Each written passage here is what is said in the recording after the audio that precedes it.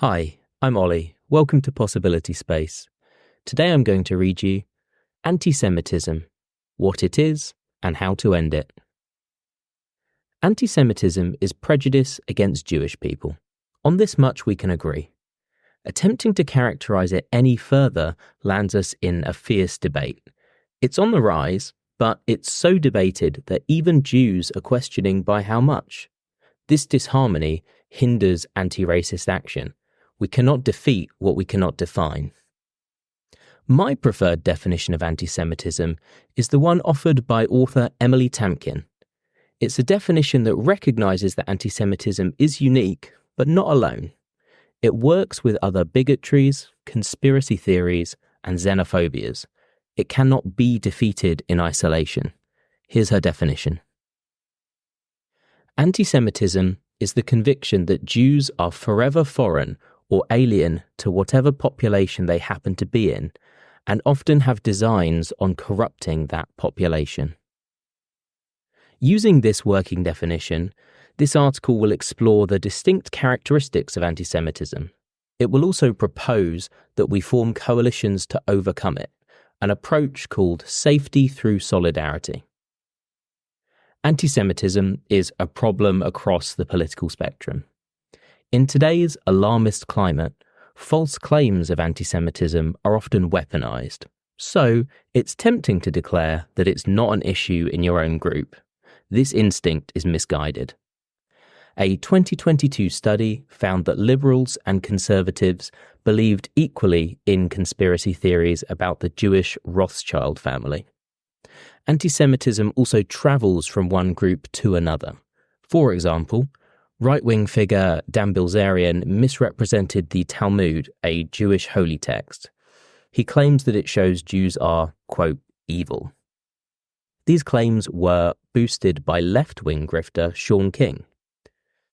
In another case of anti-Semitism shifting from right to left, Max Blumenthal, editor of the left-wing Grey Zone, recently blamed the, quote, Zionist-occupied government for the congressional losses of Jamal Bowman and Cori Bush. Neo-Nazis coined that term. No anti-racist should be using the phrase Zionist-occupied government for any reason. You can express concerns about lobbying, even pro-Israel lobbying, without this anti-Semitic framing. Broadcaster Raphael Shimonov put it best. Quote, "You don't have to be anti-Semitic to fuel it. Avoiding it isn't just the right thing to do, it is the strategic thing to do for the survival of all marginalized people." This is still Shimonov. "I often feel raising anti-Semitism at a time of genocide may feel disproportional to what is needed in the moment, but I must remind myself that it is critical to end genocide. We cannot end genocide by leaving a bomb inside the coalition working to end genocide." Back to me. Anti-Semitism is a faulty analysis of power. One of the core features of anti-Semitism is that it's not true. It's an inaccurate story about Jewish wealth and power causing society's ills. My favourite response to this conspiracism is that anti-Semitism is the socialism of fools. I love this saying. It mocks the fallacy and also hints at the fix. An analysis of our society's failings that blames decision makers and incentive structures rather than wicked cabals. Let's apply this antidote to a couple of famous anti-Semitic libels. America's Jews are driving America's wars. Ex-CIA agent Valerie Wilson said this. But the idea that Jews are responsible for America's wars has existed since at least the First World War. It admits that America has never had a Jewish president. It ignores that American foreign policy is driven by self-interest. It neglects that both of America's political parties and its evangelicals support Israel's war, and it ignores that Jewish support for those wars is enormously overstated by warmongers. Some, trying to fight this trope, say that neoconservative and Zionist are themselves anti-Semitic terms. This is a losing game of whack-a-mole. Bigots might be stupid, but they're capable of thinking up new words to mean Jew. Refusing to call political movements by their name insulates them from legitimate criticism.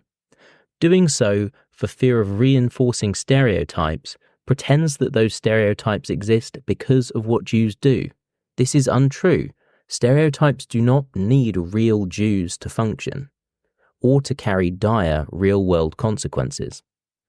A clear-eyed analysis reveals that Jews are not to blame for America's wars. America is.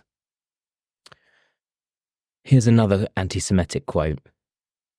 HIAS, founded as the Hebrew Immigrant Aid Society, likes to bring invaders that kill our people. I can't sit by and watch my people get slaughtered. Screw your optics, I'm going in. The man who wrote this murdered 11 people in a synagogue in Pittsburgh. He believed the stereotype that Jews cause US immigration. Again, a clear-eyed analysis reveals that Jews are not to blame for migration. Indeed, people are to blame for displacement, but nobody is to blame for immigration. It's a proven economic benefit and a great cultural one. This is one of many cases where solidarity could help. It would protect both oppressed, overlapping groups, migrants and Jews. Antisemitism is not just a problem for Jews. Here's another quote. Everything seems impossible or terribly difficult without the providential appearance of antisemitism. It enables everything to be arranged, smoothed over, and simplified.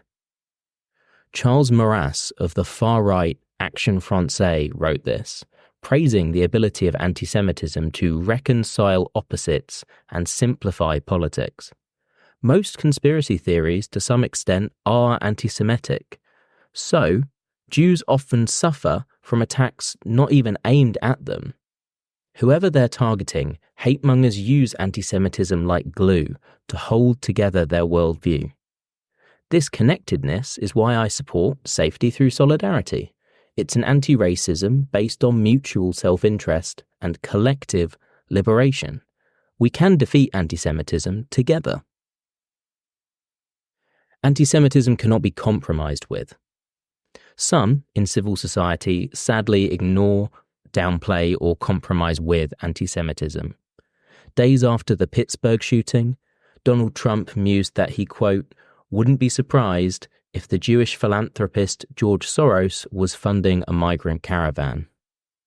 A year earlier, when protesters in Charlottesville chanted, Jews will not replace us, Trump praised very fine people on both sides. Trump's allies also altered an image of their Jewish opponent to enlarge his nose. They accused various Jews of, quote, buying Congress. It's no surprise that partisan Jewish groups like the Republican Jewish Council and the Zionist Organization of America appeased Trump and his allies, but so too did nominally non-partisan groups like the Anti-Defamation League and the Jewish Council for Public Affairs. Similarly, Elon Musk accused Jewish people of hatred against whites. He then received a warm welcome to Israel from Prime Minister Benjamin Netanyahu. Despite Musk's hate speech, Jonathan Greenblatt of the Anti-Defamation League praised him for his, quote, leadership in fighting hate. This was after Musk banned the term decolonization on Twitter. Also shielded from criticism for anti-Semitism by Netanyahu was Viktor Orban, who said, we are fighting an enemy that is different from us, not open but hiding, not straightforward but crafty, not honest but based, not national but international, does not believe in working but speculates with money, does not have its own homeland but feels it owns the world.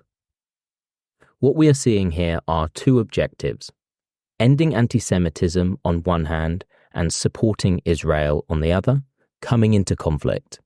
Time and time again, Israel is winning out. This is seedy, transactional behavior. It damages the fight against anti-Semitism. It's not just civil society organizations that have been degraded by tensions between anti-racist and political commitments. The Jewish community, to the extent that one exists, is also riven with strife. This is best illustrated by the number of slurs that Jews have come up with to distance themselves from each other. As a Jew, bad Jew, court Jew, Jew in name only or Geno, capo, self-hating Jew, or simply not a Jew, just to name a few. Columnist Zoe Strimple wrote, "To me, whatever rituals they perform, they are useless Jews, superfluous, in the enemy camp." I cannot believe I have to say this. To call Jews superfluous within living memory of the Holocaust is an unconscionably grim and unhelpful thing to do. It is nauseating to take something as sacred as Jewish identity and then claim that only those who support your political project can access it. Conclusion.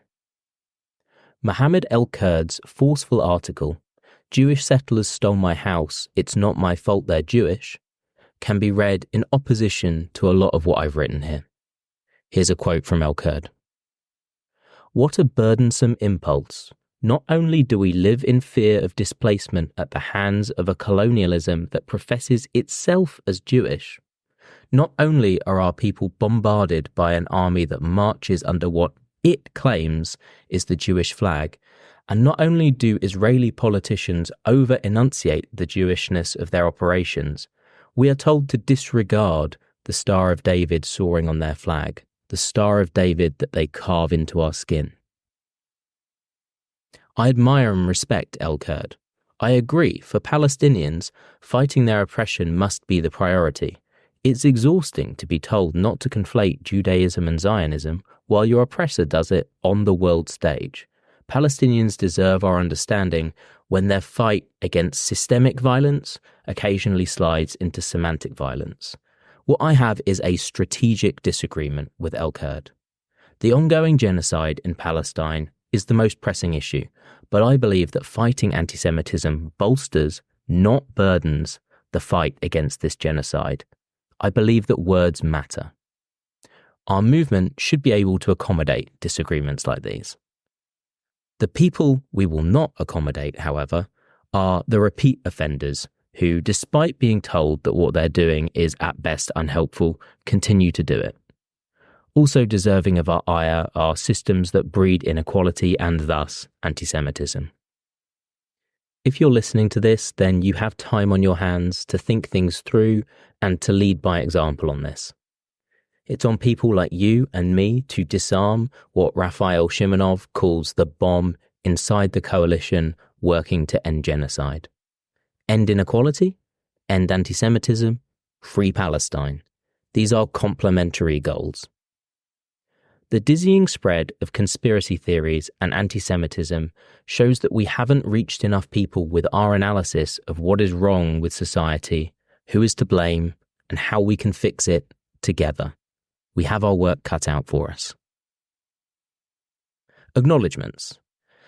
This article owes a debt to Emily Tamkin. Her provocatively titled books The Influence of Soros and Bad Jews expanded and historically contextualized my thinking on this topic. They also raised a few eyebrows when I read them on the train. Shane Burley and Ben Lorber, reading their book Safety Through Solidarity, felt like sunlight breaking through dark clouds. And Ariel Angel and the whole crew at Jewish Currents, who are doing brilliant work. Thank you for listening. Possibility Space is a reader and listener supported publication. You can subscribe for free through Substack or in your podcast app. You can also become a paid subscriber on Substack. Thank you so much. I hope you found this interesting and useful. Have a great day.